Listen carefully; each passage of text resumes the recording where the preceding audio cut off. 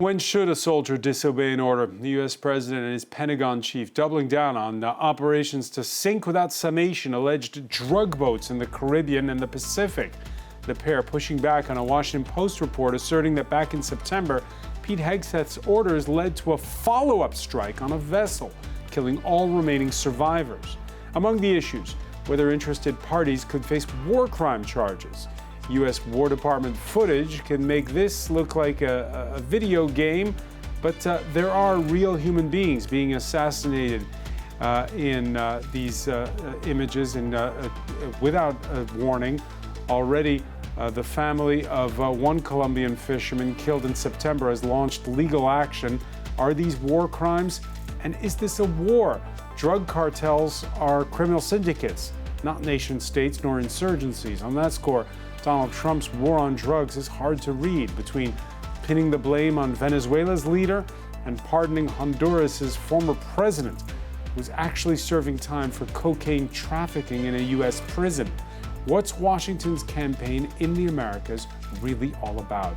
Today in the France 24 debate, Trump rejecting these war crime allegations. With us from New York City, human rights lawyer Reed Brody has built cases against war criminals in the past. Thank you for joining us. You're welcome. She formerly taught at the U.S. Army War College. From Washington, Carrie Lee, senior fellow at the German Marshall Fund think tank. Welcome back to the show. Thank you for having me. His books include El Narco and Blood Gun Money, How America Arms Gangs and Cartels. From Mexico City, France 24 correspondent Jan Grillo. Good to see you.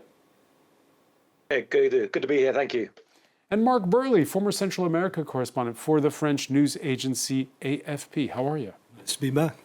You can always, by the way, listen. That's right, listen to the show. You can also like it and subscribe to it wherever the France 24 debate is podcasted. The Pentagon calls them kinetic strikes, 21 so far, targeting so-called narco-terrorists, 82 killed so far. Under particular scrutiny, the 11 who died on September the 2nd off the coast of Trinidad. The Washington Post last Friday said that Pete Hegseth had ordered all of them be killed, prompting the U.S. Navy to launch a second strike against 2 survivors. At a Tuesday cabinet meeting, the Secretary of War failing to quell the controversy. Ellen Gainsford explains. They're standing by their actions, speaking at the final cabinet meeting of the year for the U.S. president. Donald Trump and his defense secretary both denied any wrongdoing regarding strikes against alleged drug boats. I did not personally see survivors, but I stand, because the thing was on fire. It was exploded and fire and smoke. You can't see anything. You got digital. This is called the fog of war. This is what you in the press don't understand. And then you want to throw out really irresponsible terms about American heroes. Trump has been amping up the war on drugs by sinking boats in the Caribbean, in part to exert pressure against leftist Venezuelan leader Nicolas Maduro, who Trump has demanded step down. Legal experts say one alleged double tap hit on a boat that was disabled could have violated international law. Trump has distanced himself from the details of the operation and says he's ready to keep ramping up efforts. We're going to start doing those strikes on land, too. You know, the land is much easier. It's much easier. And we know the routes they take. We know everything about them. We know where they live. We know where the bad ones live. And we're going to start that very soon, too. The U.S. authorities have not yet released any evidence showing the boat was transporting drugs. Admiral Bradley, who carried out the attack, is to face questions on Thursday from lawmakers over his actions, with many saying the incident raises serious legal concerns. Reed Brody, the outrage seems to be like a slow burn because there has been some who've complained from the get-go. Are we at some kind of a turning point here? Well, I think so. I mean, of course, all of these strikes or crimes. I mean, well, obviously the one on September 2nd, if this was a crime, if this were a war, it would have been a war crime. And I think, people are very focus because, killing shipwrecked persons who are no longer participating in combat is like the definition of a war crime. And if Hegseth gave the order to kill them all, as you reported, that would be a manifestly illegal order, which then Admiral Bradley would have had a duty to refuse. I mean, the U.S. Defense Department manual explicitly cites the order to shoot shipwrecked persons as an example of an illegal war crime. But in fact, we're not at war. These boats strikes were not lawful in the first place. And so actually the crime that has been committed here is premeditated murder. I mean, in international law, that's called extrajudicial execution. And that applies to the first strike, the second strike, and all of the strikes in the Caribbean. And President Trump has taken a metaphor, the war on drugs, and tried to convert it into an actual war. And I think this is what the larger picture is here. I mean, the U.S. has made drug smuggling a crime. We can and we do interdict boats that have drugs. We can bring those people and do bring those people to the United States and sentence them. What we don't have any legal authority to do from the beginning here is to just execute people from the skies without any evidence, without any trial, without any showing that they pose any sort of imminent danger to anybody. And let's remember that the four-star military commander, Admiral Halsey, who was in charge of the U.S. Southern Command, resigned last month, reportedly because he just didn't want any part of this. And just one final point, let's remember that the former president of the Philippines, Rodrigo Duterte, is facing trial at the International Criminal Court for doing exactly the same thing that President Trump and the Pentagon have doing here, murdering suspected drug traffickers without trial. And so I do think that this, for some reason, this second tap has exposed the entire operation to much greater scrutiny. The same Washington Post that claims again that Hegseth gave this order to kill them all. The veteran columnist George Will, a past defender of hawkish stances on U.S. foreign policy, writes the following: Defense Secretary Pete Hegseth seems to be a war criminal without a war, an interesting achievement. Let's pick that apart, Carrie Lee. Inside of the Washington Beltway, is Pete Hegseth considered a war criminal? Question one. I'm not going to speak for everybody in Washington about Hegseth's relationship with war crimes. I think it's important to note that Hegseth gained notoriety and first gained the attention of Donald Trump because of his support for U.S. service members who had been accused and convicted of, no kidding, war crimes, and was a vociferous defender of them on his television show when he was a host for Fox News. So the Secretary of Defense's relationship with the laws of war has always been, let's just say, controversial. And his relationship with the role of military lawyers, as his testimony to Congress during his confirmation hearing confirms, and multiple statements that he's made both to the press and to troops and elsewhere, the secretary doesn't see a lot of use for lawyers and doesn't see a lot of use for the laws of war when it comes to military operations. So this is sort of the command climate in which the United States military is operating, where you have a Secretary of Defense who is very disparaging of the role of military lawyers, very disparaging of the laws of armed conflict, and in fact gained his job in part because of his support for convicted war criminals. And you heard Reed Brody say there is no war taking place right now. What's happening in the Caribbean and off the coast of Colombia on the Pacific side and Mexico does not constitute a war. Do you agree with that? I think there's been no declaration of war by Congress. There's been no authorization for the use of military force by Congress.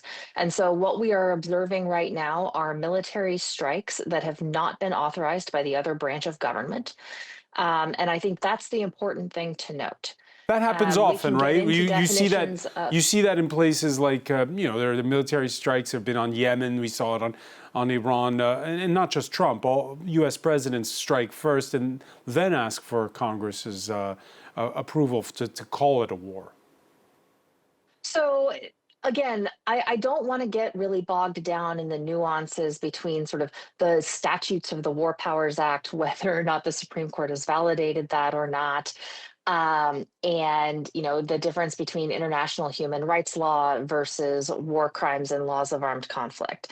What is very, very clear in this particular case, and why this second strike has really exploded in the public consciousness, and why we're discussing it today, is because no matter what paradigm you're operating in, right, regardless of whether Congress had an AUMF or whether there had been a declaration of war, whether we are operating well outside of the bounds of international law, this particular action is absolutely patently unlawful. It is forbidden in laws of war. It is forbidden in international human rights law. It is forbidden in any situation that you can come up with. So it really doesn't matter what the legal justification the administration is offering is, because of the particular situation that revolves around this second strike.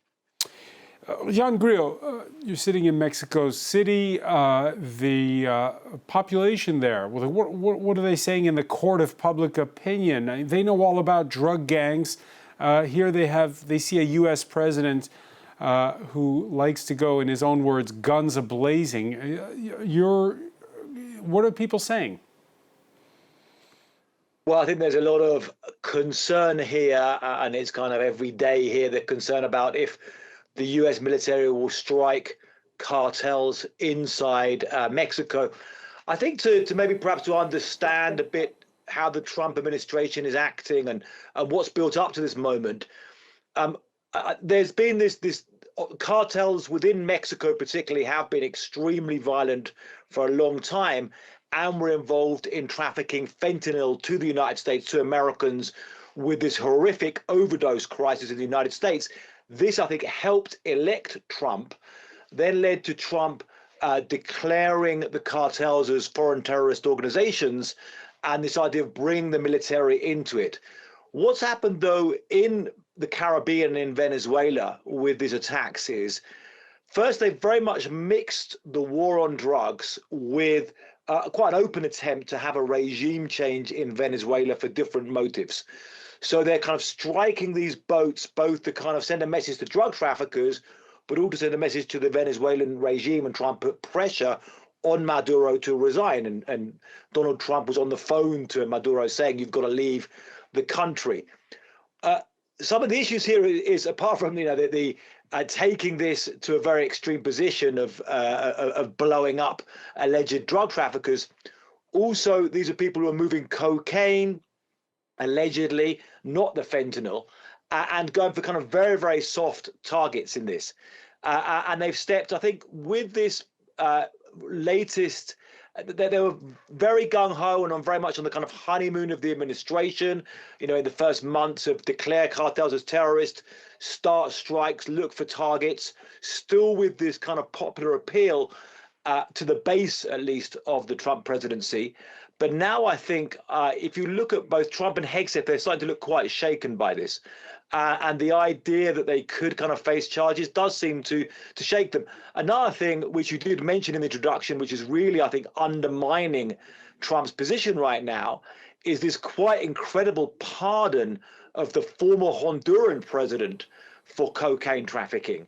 So this whole idea of they're really tough on drug traffickers, at least you can argue it that way, they're very, very tough, is completely undermined by then a drug trafficker who's convicted in the US court, a political position, then pardoned and he walked out of prison on Monday. Yeah, I wanted to get back to the issue of Juan Orlando Hernandez, because it is indeed puzzling. First, though, there's going to be this coming Thursday, the Navy Vice Admiral in command during the September 2nd operation, Mitch Bradley. He'll again be briefing lawmakers behind closed doors. His boss at the Pentagon, Pete Hegseth, accused a bit of blame shifting with the wording of this Tuesday tweet, where he says, I stand by him and the combat decisions he has made on the September 2nd mission and all of this. I stand by him, Mark Burley.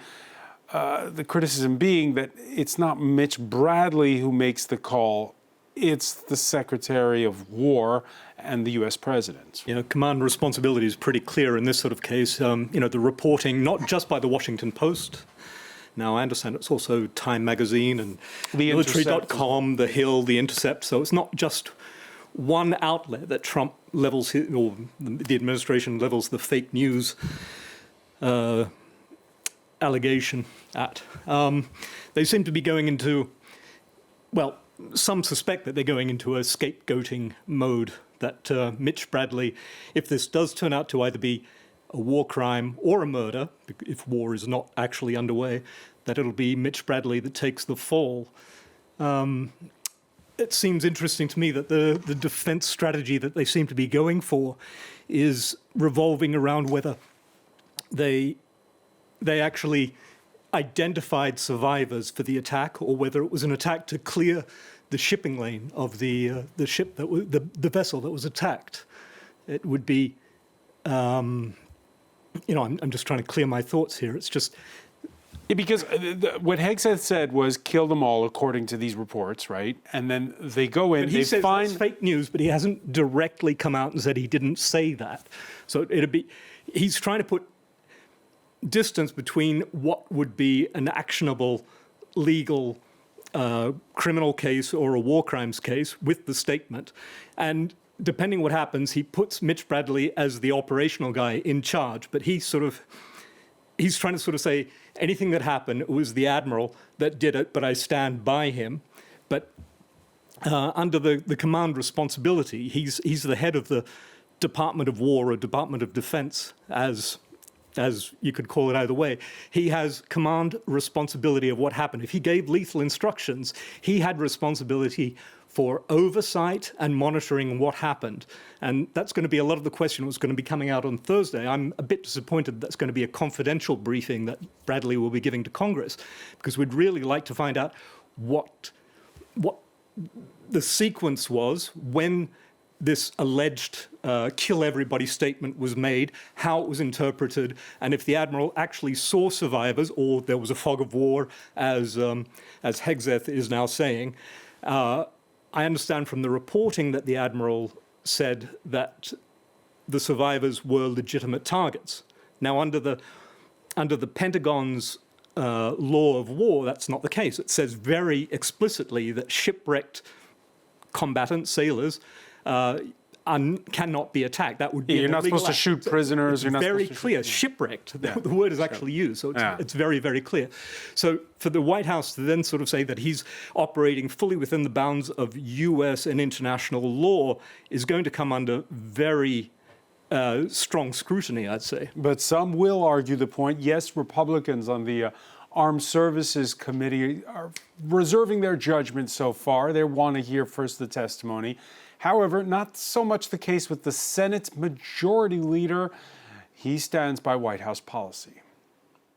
A war has been waged by these drug cartels against the United States, and it has come at a great cost to American citizens. We've lost tens of thousands of lives in just the past year to these drug cartels. So I think the president's operating within his authorities. And John Toon goes further, Reed Brody. He says the president is acting in a way that's consistent with what past administrations have done. You know, once again, you can call something a war. Congress could even call it a war. It doesn't make it a war. The war on drugs, the war on poverty doesn't mean that you can attack people, who put people into unemployment. The war on cancer doesn't mean that you can, bomb a factory that's putting carcinogenic things into the air. A war is defined by international law. A war requires a state or a non-state actor that has arms that is fighting against you. And so you can, make all these metaphors, but it doesn't turn it into a war. I'm sorry.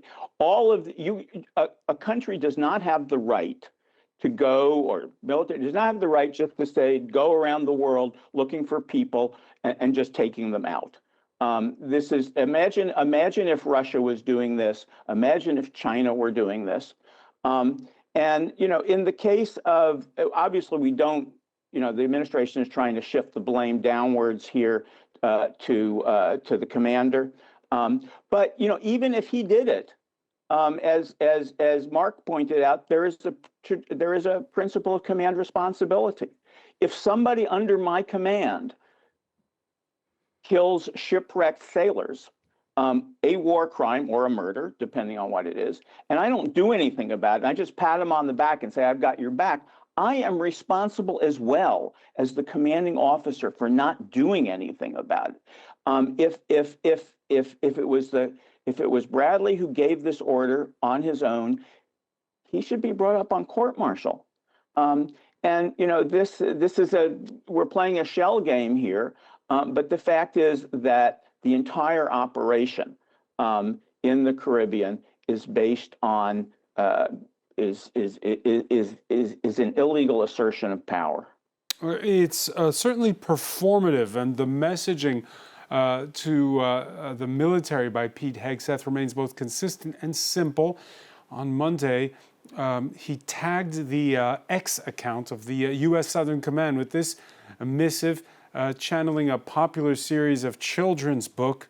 In this case, it's Franklin Target's narco-terrorism. I don't know if it's funny or not, Carrie Lee, but again, it's this idea that this is somehow a bit like the debate we saw during the war in Afghanistan, when drones were used for the first time, and some were sort of talking about the gamification of war. It doesn't seem real if it's, if the images are cool and it's from a long distance and you don't see people being killed on TV.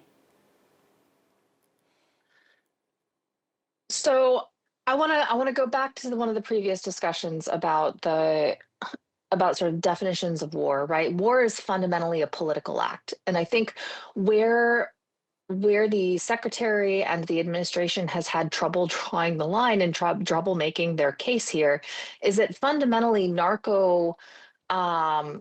drug traffickers are not aiming to wage war against the United States for political ends, right? They're out there making money, and yes, it's killing Americans, but so is the gun industry, and so is the tobacco industry, right? So there's a lot of things that kill Americans, and that are not necessarily political in nature, and so to assert that we are now at war with drug traffickers who are a criminal enterprise rather than a political one really muddies the waters in dangerous ways, because it imports all of this terminology and sort of normalization that we saw against terrorist groups, which are in fact political and do have political aims, that are, antithetical to the security of the United States. And so that's a really important distinction that we should be making when we're thinking about sort of interdiction with drug traffickers. This is a criminal issue, which means that it should be dealt with by law enforcement, which operates with very strict bounds, both the Coast Guard as well as ATF and other domestic law enforcement agencies. On the kind of gamification of war. So yes, this has been an issue when we're dealing with any kind of remote strike. It takes an enormous toll actually on service members, particularly as they are tracking individuals. It is not a game to service members who are responsible for tracking and executing operations in this manner, and in fact can be quite destabilizing psychologically for these folks who spend all a day tracking terrorists, tracking drug traffickers, tracking other types of nefarious actors, ultimately pressing a button to end their lives, and then they have to go home to their kids eating Cheerios. This can be profoundly destabilizing and disturbing. And so to treat it glibly is not respectful of the actual operations and the actual work that service members go through in executing these types of operations in the very complicated moral space in which these service members operate. Jan Griel, let me ask you something Carrie just said there earlier about how fighting cartels, that's a question of law enforcement. The military is often called it, including where you are in Mexico. Again, can the military play a role in fighting drug cartels? Well, it does right across Latin America. I mean, not only Mexico, but also various countries. And I think tragically, the level of cartels, and I wrote the book about the guns flowing from the United States itself to them, but the level of cartels themselves have become a form of paramilitary group. So we have this weird hybrid between crime and war that's happening in Mexico and in various Latin American countries. It's not the same level as something as we understand as traditional warfare. But if we look in Mexico, you have seen since 2006, an estimate of more than 300,000 murders attributed to cartels, all the security forces fighting the cartels. So we already have this hybrid conflict. At the same time, I had advocated against the idea of naming cartels as terrorist groups because of the fact of this, political definition that Carrie pointed out. And I think they should have had some more specific cartel legislation or something very specifically to do with the nature of paramilitary organized crime. That it is different and that they're not looking to kind of overrun the country and have a coup d'etat, but they want politicians who are amenable to them. And I think, the United States did need to change its strategy towards the threat of organized crime and the threat of things like synthetic drugs like fentanyl. But sometimes you have a bad situation and you can make it worse. And again, what's happening, particularly in the Caribbean, is not only about this whole drug thing, but it is about more of a specific regime change against Venezuela. And that's quite open if you look at what the Trump administration is calling for there. Mark Burley. Just looking at pictures, while we're talking about this, the pictures, what strikes me is there's almost like a Michael Bay directed intervention. And I think that's kind of deliberate, and that's kind of Trump's thing. It plays very well with his base. He's a TV guy. To borrow Hollywood militarization movies where the faceless, nameless enemy is just taken in targets and we're the hero in camouflage on the other side.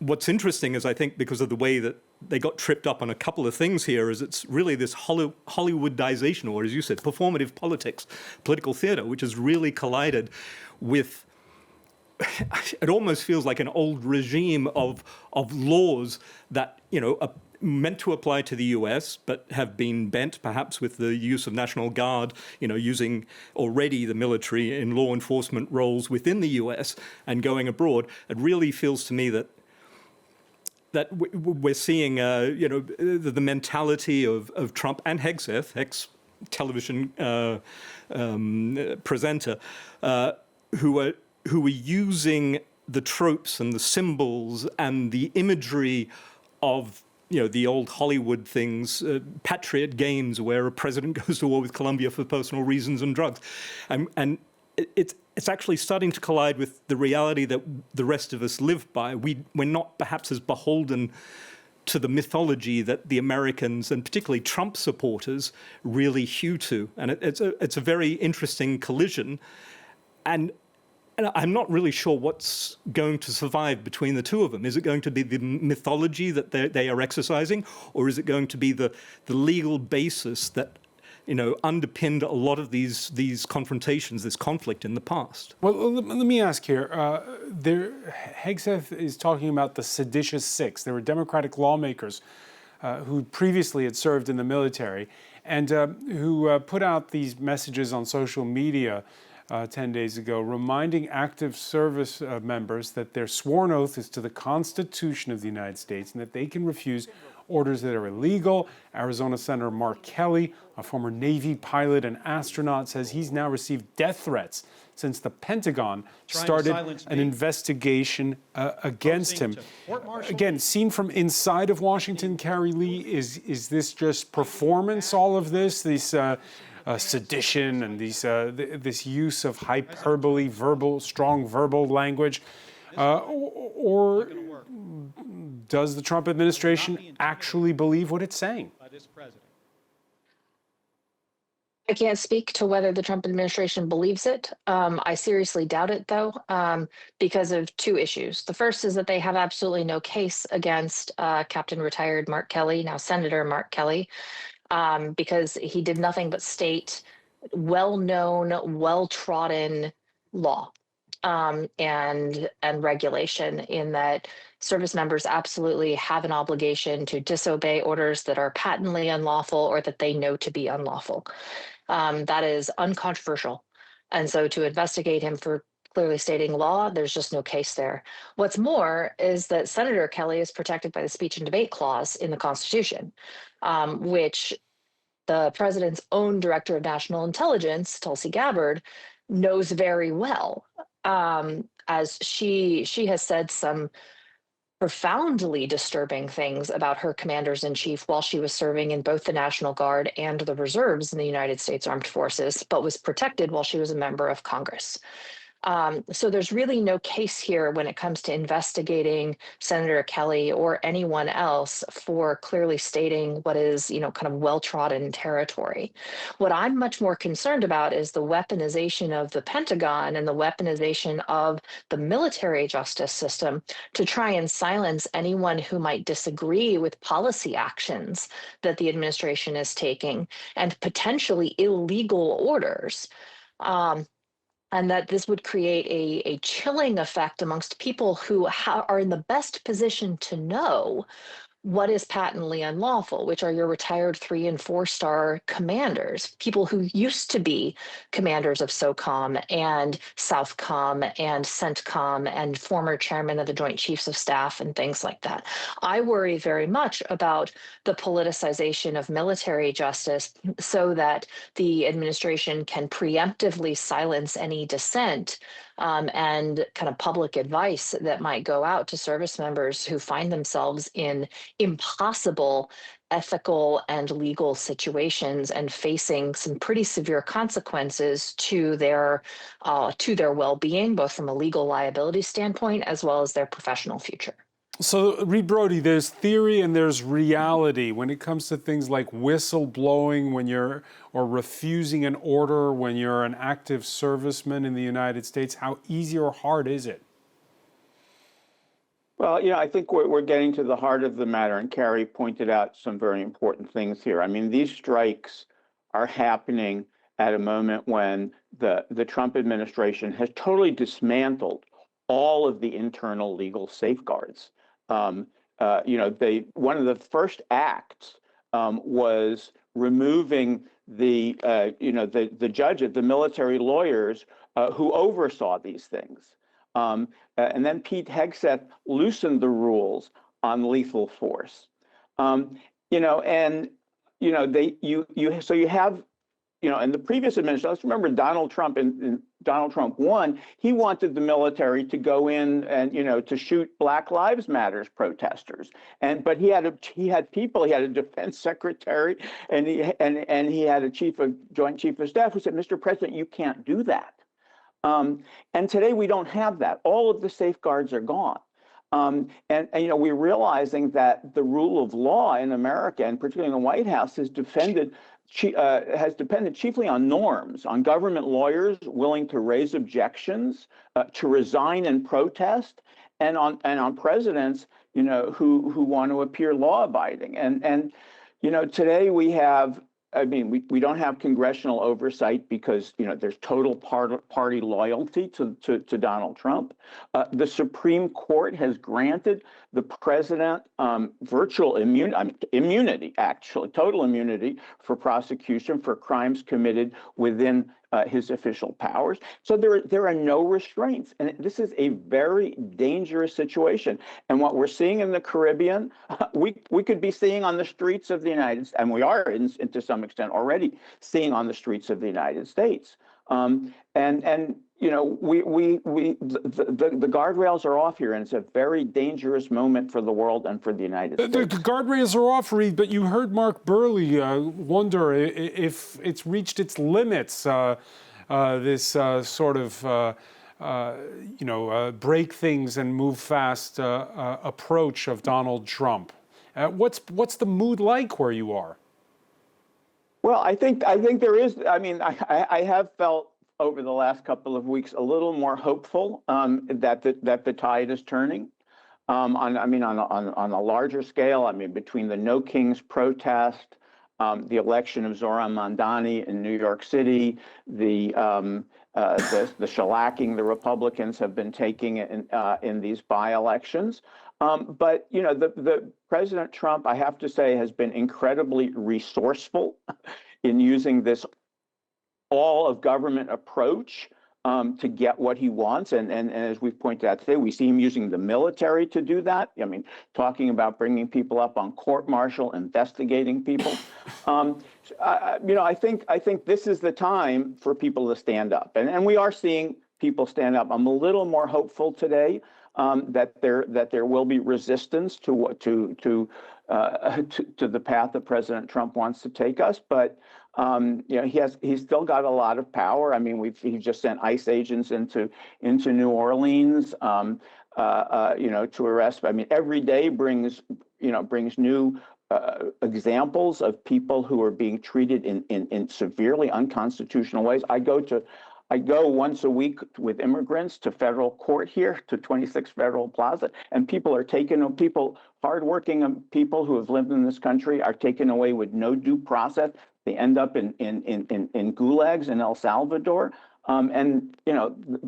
it's very difficult to mount a defense, and people are starting to do it, fortunately. All right, that brings us back to a point that Jan Grillo touched upon at the beginning of this conversation. And Jan, we had you on 24 hours ago, and you were puzzled as to why, in the midst of all this muscle flexing, Donald Trump went and pardoned a known convicted drug trafficker, the former president of Honduras, Juan Orlando Hernandez, sentenced to 45 years behind bars in a U.S. prison, released on Tuesday. Have you been able, after a night's sleep, to figure out this dissonance? Well, there's Trump's defense that this was a Biden prosecution, political prosecution under Biden, working with left-wing politicians in Honduras. I don't buy that. I think this is a sprawling bunch of prosecutions going back to 2015 that went through Obama, Trump one, and Biden. Sadly, there are, you can look at some of the, where's money going? There's been a lot of lobbying efforts by the former Honduran president, and he has a lot of connections to big money and various people. One of the people lobbying for this release was Roger Stone, kind of a character familiar in certain circles in the United States. So it does give a lot of pause there. But I'll just add to some of the things on where this is going and have we reached breaking point. I think one risk right now with all of this is, Venezuela. This strike happened in the Caribbean, and it's really about pushing for regime change in Venezuela. We've now got potential further attacks on Venezuela. And if that escalated, I'm not sure if Trump is completely sold on this yet. He's a very hard president to predict. But if there was a real escalation into Venezuela, then this could take us into a whole new territory. And then maybe something like this, this strike in the Caribbean will be forgotten among much larger violence in Venezuela, and then this will set off all kinds of reactions, and in Latin America generally, reacting to Trump's attacks and all kinds of things. So the stakes could really be moved up a notch if things really go off there, which they could do soon. There could be a reaction, but maybe not the one that you think, Jan Grillo. It seems, according to polling, that Nicolas Maduro of Venezuela is a lot less popular than Donald Trump among Latin Americans. There was a continent-wide poll conducted in October, and it shows 53% of respondents approving U.S. military intervention in Venezuela. Mark Burley, could that be accurate? And countries, by the way, like Brazil, a majority of people. Well, Brazil left wing now. 53% in Brazil said yes, that would be a good idea. Yeah, I can see when you would ask people that you would end up with survey results like that. But when you're talking about sort of like the political leaders and the way the allegiances work within Latin America, even with leaders they don't particularly like. I mean, President Lula in Brazil doesn't particularly get on with Maduro, but he's not going to stand behind military action from the U.S. within Latin America. Don't forget that Venezuela shares a border with Brazil. It's just going back to the whole Juan Hernandez pardon. He was in office when you were there. Yeah, he was in office, but I'm also looking at a sort of pattern of behavior, the way that in certain situations, and it almost seems like when Trump can project himself into the shoes of this person who has been convicted, or in the case of Netanyahu, under corruption allegations, or Bolsonaro under coup, convicted for wanting to stage a coup. Psychologically, it almost seems like he's projecting himself into that, and that if he can somehow get them free or off the hook or out of prison, that it reflects on his own legacy, his own record, and the sort of criminal and political problems that he has faced, and he will. The amount of invective and political hate that he directs at the Biden administration, I think, goes a long way to explain, as has been pointed out just then, goes a long way to explain why Hernandez got released. What is it? He wrote a letter on Friday, and on Monday, Trump released him. But there'd been a long lobbying effort up to that point. The guy was supposed to be behind bars for 45 years, and he gets released like that. The court that convicted him found pretty convincing evidence that he was, facilitating, helping the drug traffickers in Honduras do their thing. But I don't think that was the focus of what Trump had in his mind when he did the pardon. I think it was the double thing of Biden, and he could sort of see himself being an unfair target himself and trying to help someone else who was in that situation. All right, so a lot of theater, Carrie Lee. If you're a betting woman, would you say that there could be a real war pitting the United States against Venezuela? I think the devil's in the details here. What do U.S. military strikes look like? And I think that's what's shaping public opinion, both in Latin America and in the United States around it. Does it look like a Libya intervention, or does it look like Iraq? Venezuela is a big country, and the Maduro regime is very entrenched. And any kind of military operation that deals with that openly states as a goal is regime change is a highly involved, almost certainly boots on the ground military operation that the American public is not going to stand for, that the U.S. military is going to be extremely wary of, and that I think our Latin American partners are also going to be quite opposed to. The U.S. history in Central and Latin America is not a great one, and so there's a huge difference between airstrikes and a full-on invasion that is meant to depose a pretty entrenched regime, and then find the political replacements for that and engage in kind of continued nation building and support for whatever new political government comes in. I think that's a bridge too far, and you're not going to see any appetite for that, either with the public, with Trump himself, or with the United States military. All right, there's a prediction. Carrie Lee, many thanks for joining us from Washington. I want to thank Reed Brody for being with us from New York City. Jan Grillo in Mexico City. I want to thank as well Mark Burley. Thank you for being with us here in the France 24 debate.